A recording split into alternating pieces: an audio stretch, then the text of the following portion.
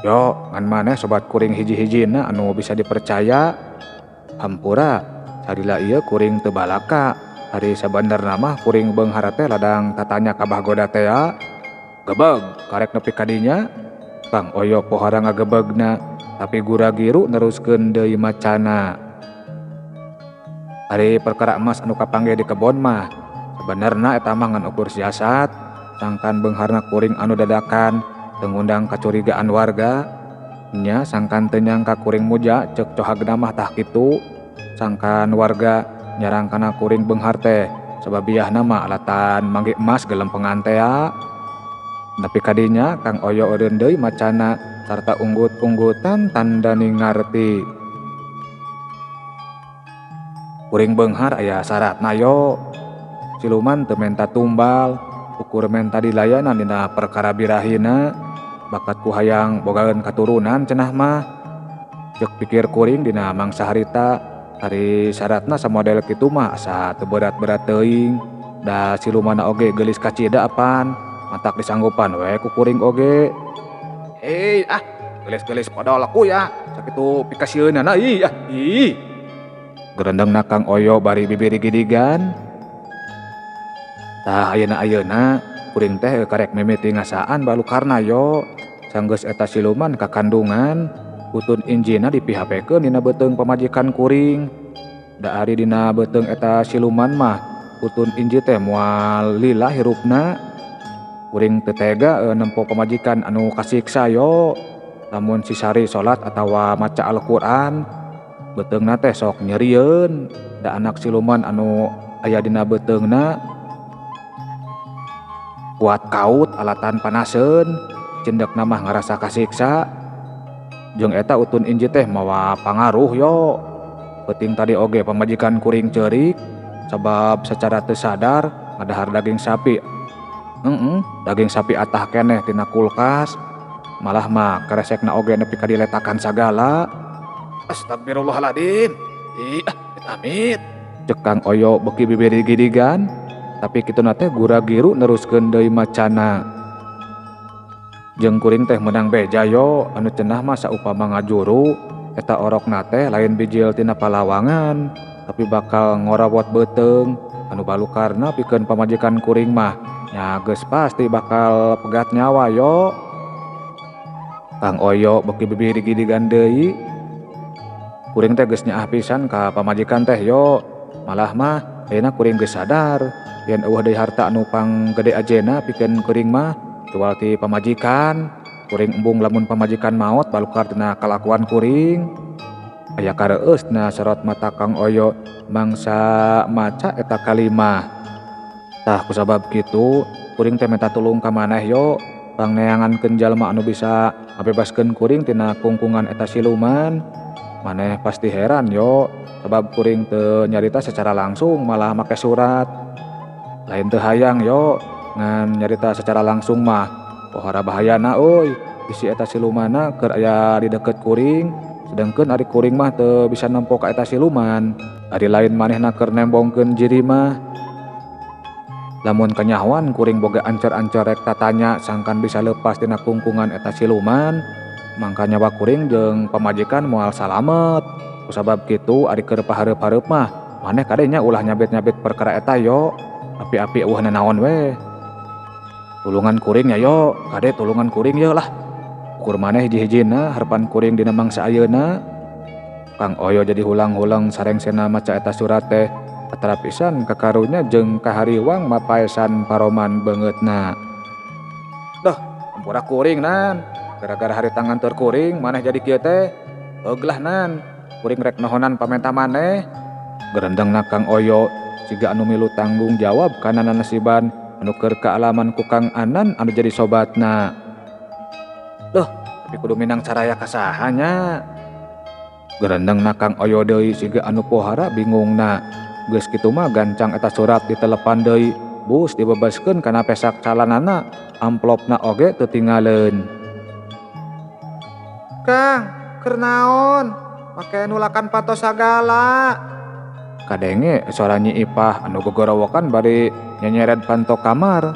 Kang Oyo rada ngagebeg, gura giru mukakeun panto kamar. Keur naon make nulakan pantos sagala? Ceuk Nyi Ipah mun cereng. Poho Nyi doh. Geus kabiasaan meureun. Pan mun urang rek taeun teh sok nulakan heula panto, geus imah jeung bapa naraong. Tembal Kang Oyo dibarengan ku aluman alimen sangkan ka tembong siga anu era.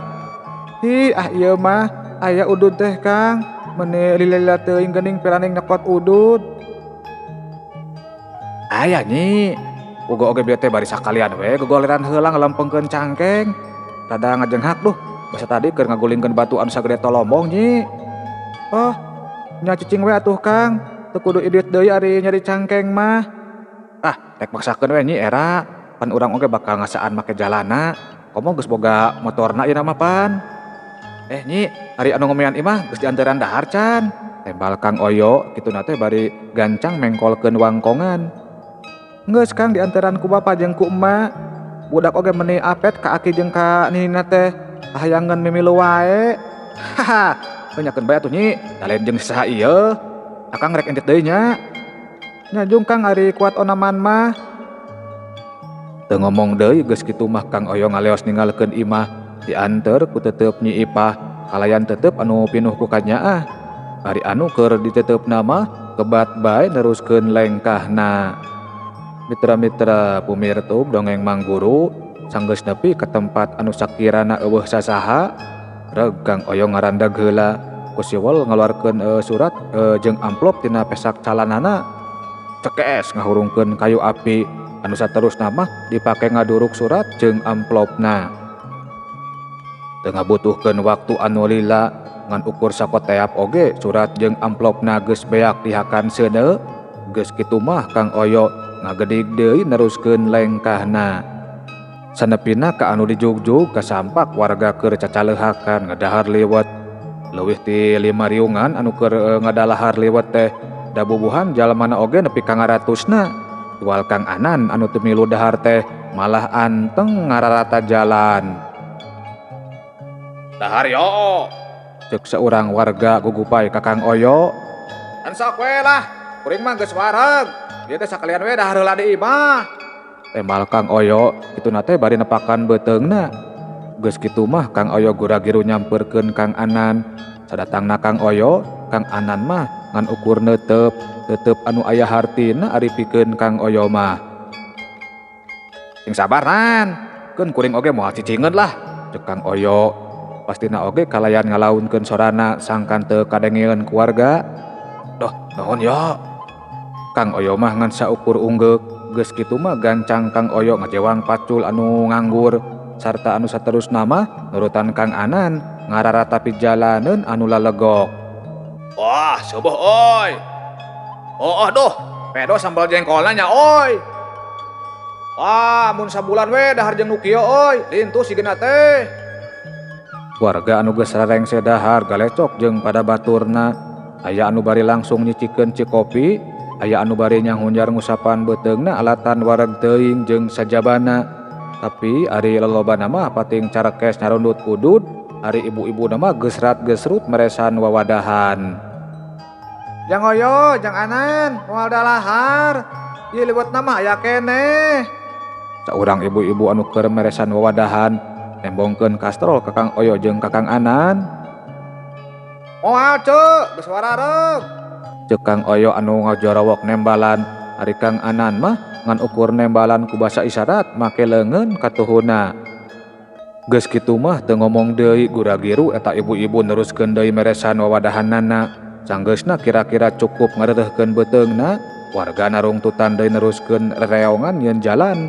Ari ibu-ibuna mah kebat bae ngajaring jing wawadahan ninggalkeun eta patempatan. Oke resep uing mah doh ka Kang Anan teh oi. Nya bager nya teu nyombong najan geus jadi jalma jegut oge. Ceuk saurang warga ngajak ngawangkong ka baturna. Kituna teh bari leungeunna mah teu kungsi eureun ngulangkeun paculna. Heueuh, turutaneun jalma kitu teh. Teu nyangka nya nasib jalma mah kapanan baheula mah sakitu pikawatireunna hirup Kang Anan teh. Matak. Tuh. Aya Haji Orid euy. Ka mananya? Mitra-mitra pumirtub dongeng Mang Guru, anu keur ngawangkong bedo neruskeun nyaritana. Mangsa nempo Haji Orid jeung saurang muridna anu keur sibuk narima dampaleungeun warga. Anu kating solongkrong ngajak sasalaman ka dirina. "Bade ka mana Mama Haji?" tanya saurang warga mangsa keur patarema dampaleungeun jeung Haji Orid. Hayang nempo Neng Nita anakna Pak Odang cenah magering parna," tembal Haji Orid saayana. "Har, nah Mama Haji can uninga, pan kajantanana oge di pasantren Mama." Pugu oge keur kalembur anu jadi kolot basa kajadianana teh rek tahlilan." "Oh, paingan atuh, awatos Mama Haji siga anu ditenung Neng Nita mah. Saurna mah ku pihak rumah sakit oge dipiwarang mulih deui, da panyawatna kalabat panyawat non medis tah kitu Mama Haji." Sakedapan mah Haji Orid dengan ukur unggut-unggutan ngargapkeun katerangan ti eta warga. Mun kitu mah Mama rek sagancangna nempo ka Neng Nita atuhnya. Mohon mangga Mama, hati-hati di jalanannya." Haji Orid dengan saukur unggek anu saterusna mah neruskeun deui lengkahna. Tapi teu bisa gancang da loba warga anu sungsong ngajak sasalaman kalayan ala jerih pisan. "Bade ka mana Mama Haji?" cek Kang Oyo ngalungkeun pananya anu sarua mangsa sasalaman jeung Haji Orid anu geus aya di hareupeunana. Ari ka muridna mah anu tayalian ti Jang Surya, Kang Oyo ngan saukur unggek bari ngajak seuri. Rek nempo anakna Pak Odang kering parna cenah mah." "Oh, mohon saurna mah Mama Haji hawatos. Sababaraha dinten kitu nate." Jadi kitu pisan matak Mama yang nempo oge melang da asa ka anak sorangan ari geus jadi murid mah. "Mama Haji damang," cek Kang Anan nurutan Kang Oyo nyolongkrong ngajak sasalaman. Tibatan nembalan mah sajeroning narima dampaleungeun teh ari Haji Orid mah malah kurang kerung neuteup ka Kang Anan. "Kunaon Mama Haji?" cek Kang Anan jadi pipilueun kurang kerung neuteup ka Haji Orid. Henteu Jang, nya saha ngaran hideuk teh?" "Abdi mah Anan Mama Haji." "Oh, ieu nya Anan anu pang beungharna sa Sukadaang teh. Manidaekan atuh pipilueun kerja bakti sagala Jang." Sawios da abdi oge bakal nganggo jalana Mama Haji." Sareretan mah atra pisan aya kareueus dina sorot mata Haji Orid mangsa Kang Anan ngomong kitu teh. Hampura atuh Mama mah rek buru-buru nempo Neng Nita karunya. Didoakeun ku Mama hidup cing salamet Jang Anan. Keun we da sakapeung mah memeh nyaho bener teh kudu nincak salah heula, cek Haji Orid. Kitu nate bari gura-giru neruskeun deui lengkahna dituturkeun ku Jang Surya. Ngan gebeg Kang Anan pohara ngagebegna mangsa ngadenge kekecapan Haji Orid anu samodel kitu teh. Sok sanajan Haji Orid henteu togmol nyaritana, tapi ari pikeun Kang Anan mah geus kaharti kamana leok jeung maksudna. "Yo," cek Kang Anan neuteup ka Kang Oyo kalayan paneutup anu pinuh ku pananya. Kang Oyo mah ngan saukur unggek siga anu surti. Anu saterusna mah paneutup Kang Anan jeung Kang Oyo teu leupas neutup tonggong Haji Orid jeung anu jadi muridna anu beuki lila beuki ngajauhan moekeun pakaian. "Assalamualaikum," cek Haji Orid bari ngajanteng dina lawang pager anu satengah muka. "Waalaikumsalam. Geuning Mama Haji," cek Ceurum pohara curing hakna mangsa nempo aya Haji Orid teh. Haji Orid gancang nyampeurkeun dituturkeun ku Jang Surya sanggeus nunda heula pakaian anu keur dipeureut kalayan siga anu ajerih pisan. Ceurum ngajak sasalaman ka Haji Orid jeung ka Jang Surya. "Neng Nita jeung kolotna araya kitu?" tanya Haji Orid. "Bulin sareng Neng Nita mah aya. Hari Pak Odang mah duka ka mana Mama? Da tadi teh direncangan ku dua padamelna." Haji Orid mah ngan saukur unggut-unggutan nampa katerangan ti Ceurum anu samodel kitu teh. Ari Jang Surya mah ti tadi oge ngan ukur cicing teu milu nyarita, tapi atara pisan aya karempan dina paroman beungeutna. "Hayu atuh kalebet," cek Ceurum ngajak asup ka imah. Kitu nate bari gura-giru miheulaan ngalengkah. Ibu, Ayah Haji Orid."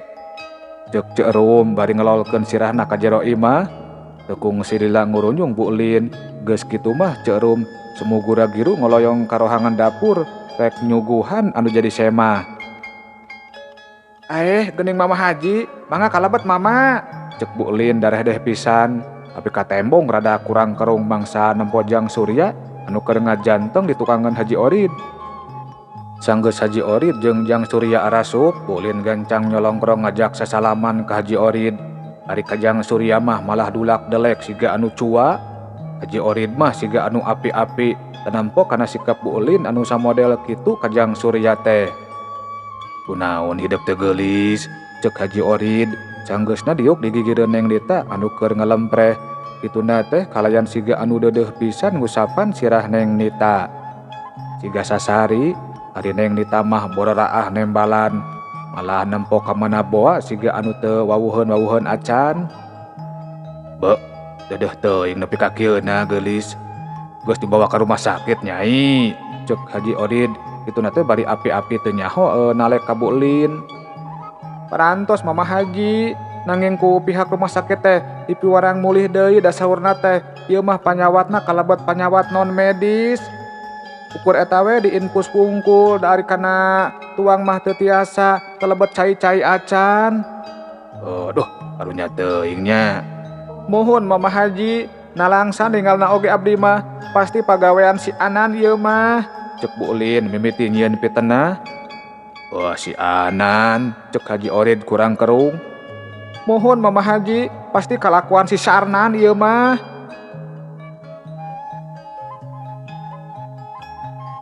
Hehe, cek Haji Orid malah ngahehe. Nah hagu monjeng Mama Haji, cek Bu Lin ti kerung-kerung we netep ka Haji Orid. Wah henteu Nyai. Keur kitu kurunyung Cek Rum datang bari nananggeui baki. Sok cai herang 2 gelas jeung lalawuhna ditunda di tukangan semah. Da Haji Orid jeung Jang Suryana oge kerenyang hareupan anu gering. Cai-cai heula atuh ujang oge Mama Haji, ngahaja nyadak teh cai tiis supados seger, cek Cek Rum kalayan darehdeh pisan. Atur nuhun Bi, tembal Jang Surya. Ari Haji Orid mah ngan saukur nembalan ku unggek ret ka Jang Surya. Ya, pek ubaran ku maneh, cek Haji Orid kalayan pohara Daryana. Aduh, teu wararantun teuing upami kedah ngaluhuran Mama mah manggawe ku Mama, tembal Jang Surya. Ensok, hitung-hitung diajar ngamangpaatkeun pangabisa.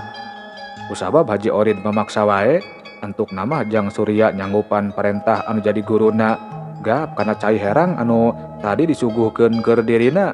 Sanggeus menerkeun silana, reup Jang Surya mereumkeun matana, katempona husu pisan mangsa mapatkeun jampe pamakena anu ditujukeun kana cai sacangkir anu keur dikekeweukna teh. Cek Rumeh teu ngiceup-ngiceup netep Jang Surya. Ari Bu Lin mah nempok kitu teh malah dulak delek, sama sakali siga anu teu neundeun rasa percaya kana kamampuhan Jang Surya. Sanggeus aya kana sawatara kedapanana, nyah Jang Surya muka matana. Bismillahirrahmanirrahim. La haula wala quwwata illa billahil aliyyil adzim. Puh. Cek Jang Surya niup cai dina cangkir anu keur dikekeweukna. Aneh, sanggeusna ditiup ku Jang Surya, cai dina cangkir dak dubadakan ngepul haseup pipis. Cek Rum jeung Bu Lin bati marolohok meh teu ngiceup-ngiceup. Ari Haji Orid mah ngan saukur unggut-unggutan. Jung Jang Surya rada cengkat dina diukna. Anu saterusna mah semu dirongkong usapan cai kana beungeut Neng Nita. Geus kitu mah Jang Surya diuk deui dina tempat asalna. Sanggeus lila antarana aya pangaruh pisan sanggeusna dijampe teh Neng Nita masih keneh siga kaayaan samemehna. Ieu mah sanes panyawat Mama. Rupina mah lelembutanana aya anu nyumputkeun, cek Jang Surya neuteup ka guruna. Sakedapan mah Haji Orid dengan saukur kurang kerung, tapi anu saterusna mah unggut-unggutan tanani ngabenerkeun kana kekecapan anu jadi muridna. Cobi nyohongkeun cai kana baskom cek Jang Surya ngareret ka Cek Rum. Cai haneut Jang, cai atah we cek. Geus kitu mah Cek Rum gura-giru ngoloyong ka rohangan dapur. Kalayan tepung silila oge geus ngurunyung deui bari mamawa cai dina baskom. song dibikeun ka Jang Surya. Jang Surya rada mundur heula sangkan aya tempat pikeun nu da baskom di hareupeunana. Haji Orid oge pipilueun ngised diukna. Mitra-mitra pumirtub dongeng Mang Guru, reup Jang Surya meuremkeun panonna, disusul ku kunyam-kunyem mapatkeun jampe pamakena, bari ngucekeun cai dina baskom ku leungeun katuhuna. Sanggeus riakna cai dina baskom rada ngurangan, breh teh atra pisan lelembutan Neng Nita anu awakna keur dina kaayaan dirangket, teuing di mana ari tempatna mah teu jelas.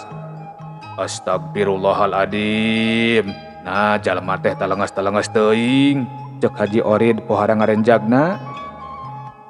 Aya naon Mama Haji? Cek Bu Lin siga anu panasaran. Oh iya tempok ka dieu geura nyai. Budak giru Bu Lin nyamperkeun ka deukeut Jang Surya, cek rum oge siga anu embung tingaleun. Naon da teu ayana naon Mama Haji? Cek Bu Lin teu seurik ngabelel-belelkeun panon sajeroning nempo cai dina baskom. Puh. Haji Orid niup panon Bu Lin jeung panon cek rum. Cek rumah nepi ka gigisik tayeuhna mah aya canghil gehu anu milu kaaclengkeun. Mangsa Haji Orid niup panonna. Ye, cager pohara Kang Heri mohon aya canghil gehu sagala ieu teh. Gebeg Bu Lin jeung cek rum pohara ngagebegna. Sabab sidik pisan ayeuna mah katempo dina cai anu diwadahan ku baskom teh aya Neng Nita anu keur dibakutet ku tali anu pohara pageehna. Nita, cek Bu Lin langsung rawah riwih. Tulungan Neng Nita Mama Haji, tulungan Mama Haji. Cek rum ngarenghik ka Haji Orid. Sok we dariuk heula. Bu Lin jeung cek rum gancang dariuk deui dina tempat asalna. Anu nembe teh lelembutan Neng Nita Jang, cek rum neuteup ka Jang Surya. Sumohon cek aya anu nalian. Pasti ku si Sarnan eta mah, cek Bu Lin kalian siga anu pohara keheulna. Ye ari nyaneh malah ngagedekeun goreng sangka ka baturnya, rek nguruskeun Jang Anan atawa rek nulungan si Nita, cek Haji Orid rada mun careng. Siga anu sieun ari nempo Haji Orid kitu mah, Bu Lin langsung cicing. Haji Orid mah bati gogodeg.